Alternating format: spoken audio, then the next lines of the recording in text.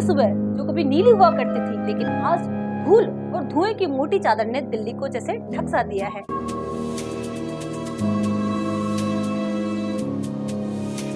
दिल्ली में हम चारों तरफ देखते हैं कि सड़कों पर वाहन और वाहनों से निकलते धुएं और बजते हॉर्न।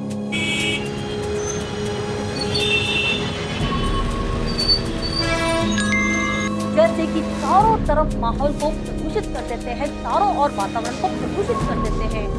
ऐसा लगता है मानो किसी ने ग्रे फिल्टर इस शहर पे किसी ने चढ़ा दिया हो।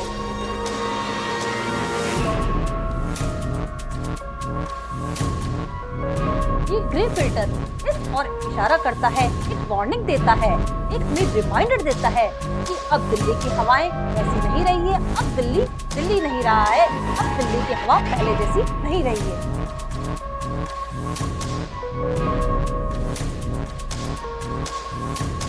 और दोस्तों, मैं हूँ ज्योति चौहान और आप देख रहे हैं लर्निंग लेगेसी। लर्निंग लेगेसी की इस वीडियो में आज हम समझेंगे दिल्ली पॉल्यूशन की कहानी। पॉल्यूशन के पीछे 3 अहम सवाल है कि हवा इतनी खराब क्यों हो रही है और इस हवा से हमारी सेहत पर क्या असर हो रहा है और सरकार इस बारे में क्या कर रही है, और सबसे जरूरी अहम सवाल ये है कि हम खुद इसके लिए क्या कर रहे हैं। कि सड़कों पर चलते हैं करोड़ों वाहन और वाहनों से निकलता है धुआं, और ये धुआं और ये स्मोक, इंजन की हीट और सड़क की धूल, ये सब मिलकर हवा को हैवी बना देते हैं। 2.5 और PM10 ये टाइनी पार्टिकल्स है जो हमारी सांस के साथ अंदर जाते हैं और हमारे लंग्स में जम जाते हैं। अक्टूबर और नवंबर के महीने में जो पंजाब और हरियाणा के लोग हैं वो अपनी फसल को, अपनी क्रॉप्स को रिड्यूस करते हैं, जिससे कि पराली का जो धुआं है वो NCR में चला जाता है। नदी में हवा नीचे रहती है, इससे पॉल्यूशन कई गुना तक बढ़ जाता है। दिल्ली NCR में बहुत सी पुरानी जो फैक्ट्रियां हैं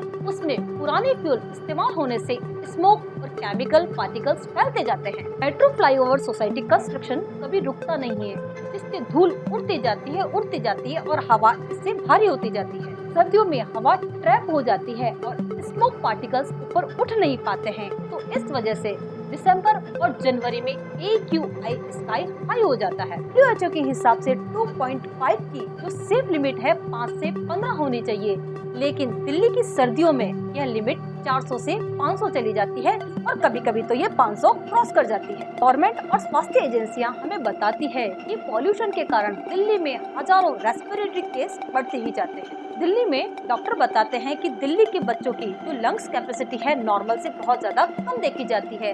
दिल्ली के बच्चों में दमा, खांसी, एलर्जी जैसे जो रोग है वो नेक्स्ट लेवल तक पहुंच चुके हैं। लोगों के स्वास्थ्य पर भी भारी खतरा मंडरा रहा है, जैसे कि हार्ट की बीमारी का बढ़ना, दमा रोग बढ़ना, स्किन एलर्जी और कई तरह की बीमारियां बढ़ रही है इस प्रदूषण के कारण। प्रदूषण की वजह से जो लॉन्ग टर्म नुकसान हम भुगत रहे हैं वो ये है कि हमारे फेफड़ों का खराब होना और हार्ट डिजीज बहुत ज्यादा होना और सिर दर्द होना और हमारी जो इम्यूनिटी है उसका दिन ब दिन वीक होना, कमजोर होते जाना।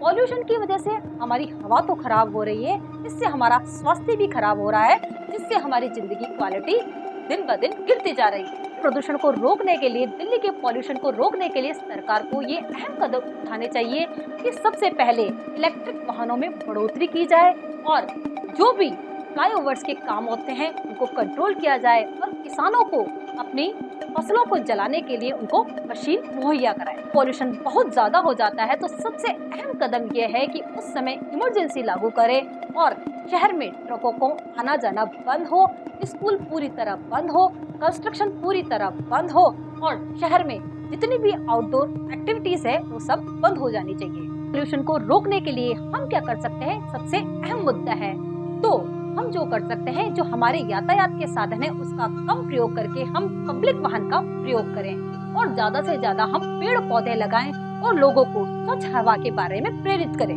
जो दिल्ली में जो 12 साल का आरव है जब स्कूल से आता है तो उसे इनहेलर की जरूरत पड़ती है। जब इनहेलर की जरूरत पड़ती है और उसे डॉक्टर के पास जब लेके जाते हैं तो डॉक्टर साफ कहते हैं कि जब तक दिल्ली की हवा ऐसी रहेगी तब तक बच्चों को इनहेलर की जरूरत पड़ेगी। जब तक दिल्ली की हवा जब तक नहीं सुधरेगी तब तक बच्चे यही परेशान रहेंगे। कई आरव हैं, कई ऐसे दिल्ली के बच्चे हैं जो इस हालत से परेशान हैं। आरव की कहानी नहीं है, ये संपूर्ण दिल्ली के बच्चों की कहानी है। दिल्ली बदल सकती है, लेकिन कब? जब सरकार, सोसाइटी और हम सभी ऑनेस्टली एफर्ट्स डालेंगे तब दिल्ली पूरी तरह से सुधर सकती है, बदल सकती है। हवा सिर्फ सांस लेने की चीज नहीं है, ये हमारे लाइफ का सबसे बेसिक हिस्सा है। आज भी जब हम दिमाग से काम नहीं लेंगे तो नेक्स्ट आने वाली जनरेशन जो है वो हवा सिर्फ किताबों में ही देख पाएगी। तो इस हवा को साफ करने के लिए, प्रदूषण को रोकने के लिए हमें सबको कदम उठाने होंगे और सबको हिम्मत दिखानी होगी और कार्य करना होगा। बच्चों, इस वीडियो में यदि आपको कुछ अफर्मेटिव लगा हो तो लाइक, शेयर, सब्सक्राइब जरूर करें। मिलते हैं हम अगली वीडियो में, तब तक के लिए धन्यवाद।